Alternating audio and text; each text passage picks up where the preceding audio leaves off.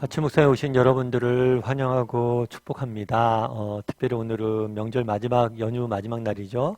여러분들 명절 잘 연휴 마무리하시고 또 내일부터 새롭게 또 한 주간 시작되니까 힘차게 시작했으면 좋겠습니다.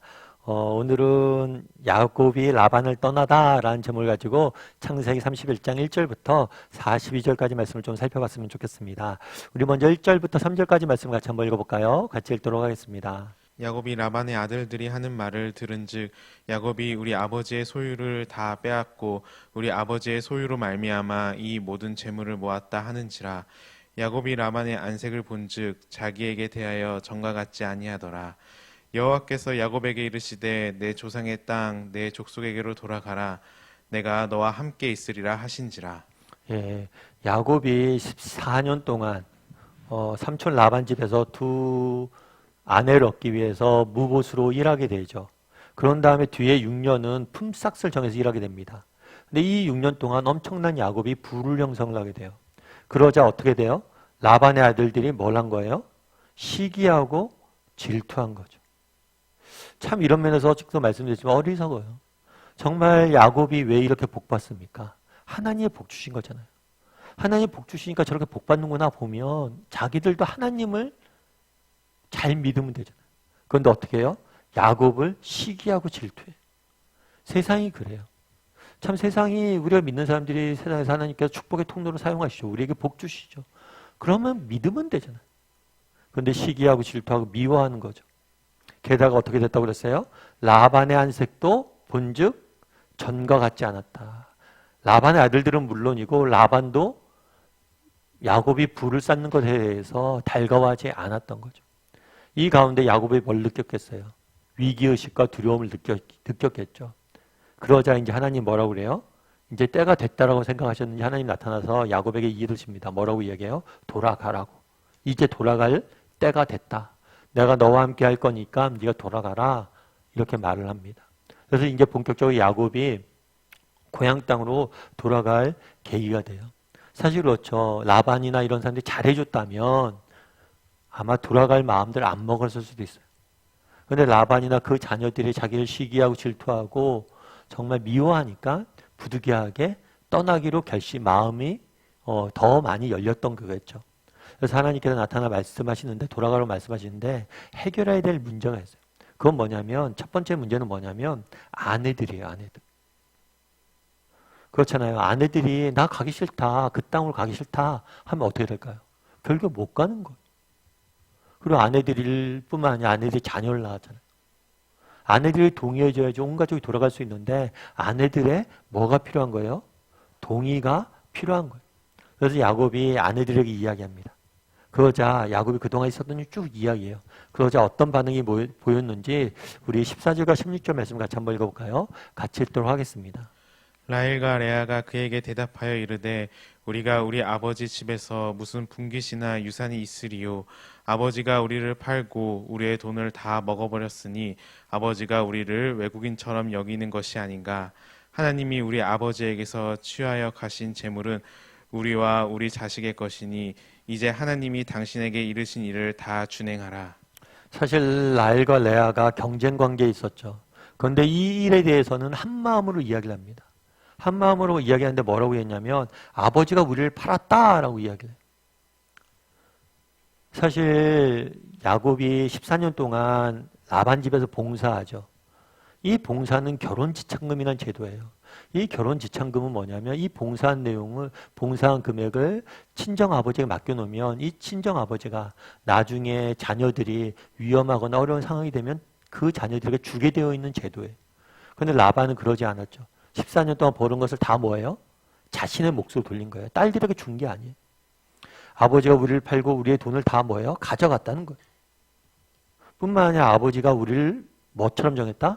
외국인처럼 정했다. 어제도 살펴봤지만 야곱에게 뭘 자꾸만 정하라고 그래요?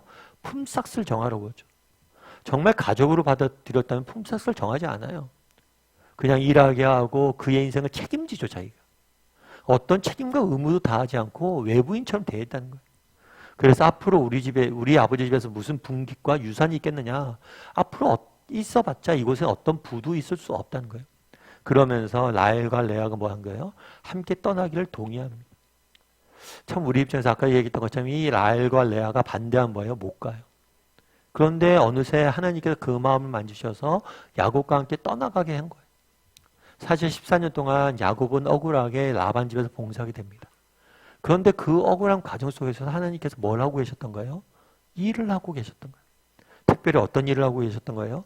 사람을 준비시키고 있었던 거예요. 야곱과 함께 갈 레알과 라헬, 이들의 마음을 하나님께서 만지시고 준비하고 계신 거예요. 사실 우리가 이 진행을 살다 보면 어려운 시기들을 경험할 때가 있어요. 근데 이 어려운 시기들을 경험할 때 참 하나님이 주시는 특별한 은혜가 있는데 그것은 사람이 아닐까 싶어요. 내 자신을 어려운 시기를 통해 준비하기도 하고 내 주변에 사람들을 모으고 나를 위로할 사람들을 보내주시는 경우들이 많아요. 이 날도 마찬가지. 정말 어렵고 힘든 날들이 있었지만 뭐 한 거예요? 정말 레아와 라헬의 마음을 준비시켰죠. 그리고 자녀들을 많이 주셨어요. 그래서 하나님께 준비시킨 거죠. 그런데 또 한 가지 문제가 있어요. 첫 번째는 아내들을 설득하는 문제가 있고 두 번째는 삼촌 라반의 문제. 왜냐하면 라반은 자기가 떠나는 것을 특별히 이 많은 부를 가지고 돌아가는 것을 원하지 않았을 것이기 때문에 자신의 가진 소유를 어떻게 해서든지 뺏으려고 할 것을 알았어요. 그래서 이 라반의 문제를 해결해야 돼요. 그럼 라반의 문제는 어떻게 해결했을까요? 17절과 19절 말씀 같이 한번 읽어볼까요? 같이 읽도록 하겠습니다. 야곱이 일어나 자식들과 아내들을 낙타들에게 태우고 그 모은 바 모든 가축과 모든 소유물 곧 그가 바단 아람에서 모은 가축을 이끌고 가나안 땅에 있는 그의 아버지 이삭에게로 가려 할세. 그때 라반이 양털을 깎으러 갔으므로 라헬은 그의 아버지의 드라빔을 도둑질하고. 그때 라반이 양털을 깎으러 갔다라고 되어 있죠. 양털을 깎는 것은 굉장히 큰 일입니다. 농사로 이야기하면 밭을 다 수확하는 일이에요. 그래서 양털을 깎을 때는 굉장히 오랫동안 한 10일 정도 긴 시간을 두고 많은 양태가 많을 테니까 그걸 깎는데 보냈다고 그러더라고요. 그러니까 장기간 집을 비운 거죠. 그 장기간 비웠을 때 뭘 한 거예요? 야곱이 모든 재산을 가지고 떠난 거예요. 떠났는데 안타까운 건 뭐냐면 라헬이 뭘 했냐면 그의 아버지 드라빔을 도둑질했어요. 이 드라빔은 뭘 했냐면 우상이에요, 우상. 그러니까 가정마다 이렇게 신상들이 있었는데 그 신상을 훔쳐간 거죠. 그래서 나중에 이 드라빔 훔쳐간 일로 인해서 라반이 야곱을 쫓아오는 그런 동기를, 계기를 제공하게 됩니다.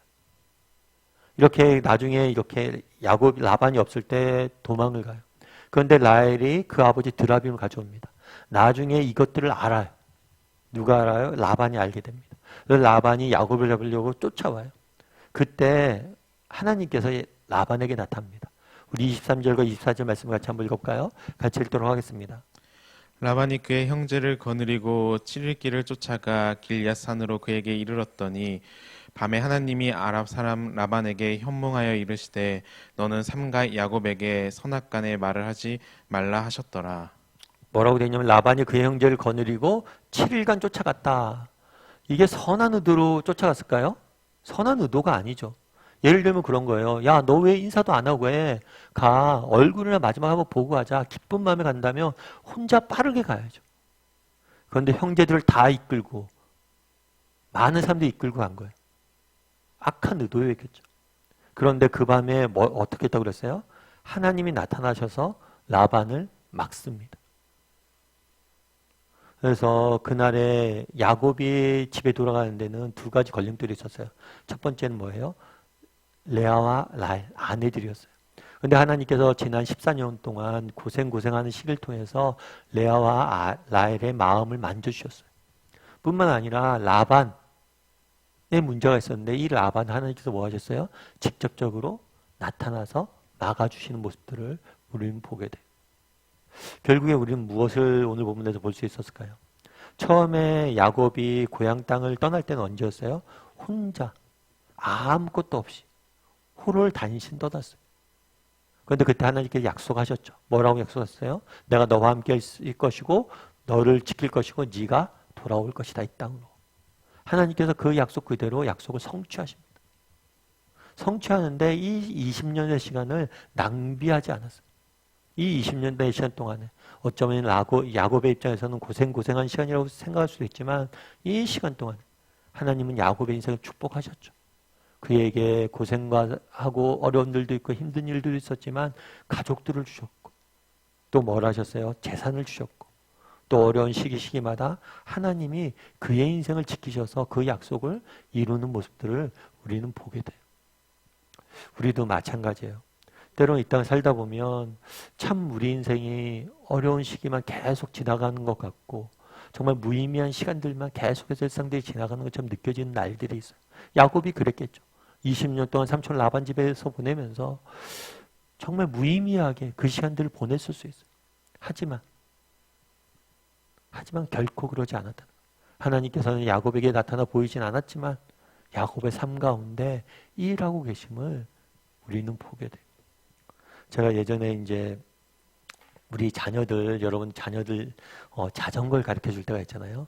자전거를 가르칠 때 어떻게 가르쳐 줍니까?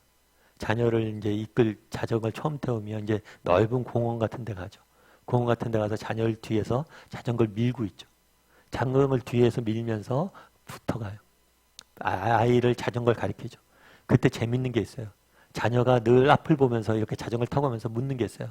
아빠, 왜 잡고 있지? 붙잡고 있지? 아빠 붙잡고 있지? 늘 물어보죠. 그럼 붙잡고 있어. 그러면 자전거가 잘 가요. 그러다가 뭘 해요? 자전거 아빠가 슥 놓죠. 놓으면 이제 아이가 이제 자전거를 혼자 타고 갑니다. 그래서 아이가 묻죠. 아빠 붙잡고 있어? 붙잡고 있어. 그럼 아이가 잘 가요. 그런데 어느 순간 아버지가 붙잡고 있다는 걸 안 붙잡고 있다는 걸 느끼는 순간 뭐예요? 자전거는 넘어지죠. 참 특이하고 신기한 일이. 어떨 때 자전거는 넘어지지 않습니까? 아버지가 내 자전거를 붙잡고 있다고 느꼈을 때, 그걸 신뢰했을 때 넘어지잖아요. 근데 그 믿음이 흔들리면 뭐예요? 넘어지게 돼 있는 거예요. 아버지는 뒤에서 자전거를 놓죠. 자전거를 놓는데 놓고 가만히 뒷짐지고 있나요? 아니에요. 넘어지려고 하면 언제든지 잡을 준비를 하고 있다는 거예요. 참 이 땅을 살면서 저는 자전거를 가리키면서 하나님과 우리의 관계도 많이 생각해 봤어요. 정말 이 땅을 살다 보면 하나님이 안 보이시잖아요. 자전거 탈 때 우리 앞만 보고 가잖아요. 우리 인생길도 가다 보면 하나님 안 보여요. 그런데 우리가 기억할 것이 있다. 그건 뭐예요? 하나님이 내 인생을 지켜보고 계시고 내 인생을 붙잡고 계시고 필요하면 언제든지 내 인생에 개입해서 일하실 거라는 거예요. 그날도 그랬잖아요. 라반이 잡으러 왔습니다. 그랬더니 뭘 해요? 개입하셔서 막으시잖아요. 뿐만 아니라 정말 내 인생을 안 보이는 것 같이 느껴졌지만 하나님 내 인생을 안 붙잡고 있는 것처럼 느껴졌지만 라헬과 레아의 마음을 만들고 계셨죠. 우리 인생도 마찬가지입니다. 정말 하나님께서 우리 인생을 안 붙잡고 계시고 안 보이는 것처럼 느껴질지 몰라도 우리 인생을 아름답게 빚어가고 계시고 때로는 사람들을 보내주시고 때로는 내 인생을 정말 내 스스로의 힘들을 길어가게 해준다는 거예요. 그래서 우리 인생에 뭐가 필요한 거예요? 정말 하나님을 신뢰하는 모습도 필요한 거겠죠. 그날의 야곱의 이야기를 쭉 보여줍니다. 야곱이 집에 돌아가는 이야기를 보여줘요. 그 이야기를 통해서 뭘 우리가 알 수 있냐는 거예요. 야곱이 처음 홀로 이 땅에 왔을 때 어떻게 왔습니까? 혼자 왔어요. 지금 돌아갈 때 어떻게 돌아갑니까? 그 사이에 기간은 뭐가 있었어요? 온통 고생하고 무의미하게 하루하루가 지난 것 같지만 결코 그렇지 않다. 하나님이 야곱의 인생을 지켜보고 계셨고 야곱의 인생 가운데 일하고 계셨고 그래서 많은 것을 거두어 돌아간다는 우리 인생도 마찬가지입니다. 지금 우리 하나님께서 우리 인생을 지켜보고 계시고 우리 인생 가운데 일하고 계심을 믿으시기 바랍니다. 그리고 때가 되면 우리도 야곱처럼 정말 많은 것들을 이루고 돌아가게 될 거예요. 그때를 바라봄으로 지금 오늘 하루 믿음의 길을 걸어갈 줄 아는 정말 소망을 잃어버리지 않는 저와 여러분이 되길 소원합니다. 우리 함께 기도했으면 좋겠는데요. 기도하실 때 오늘 말씀 기억하면서 기도했으면 좋겠습니다. 정말 오늘 본문에서 무엇을 보게 됩니까? 정말 홀로 그 땅에 갔던 야곱이 많은 식구들과 재산을 거느리고 돌아가는 모습을 보게 됩니다.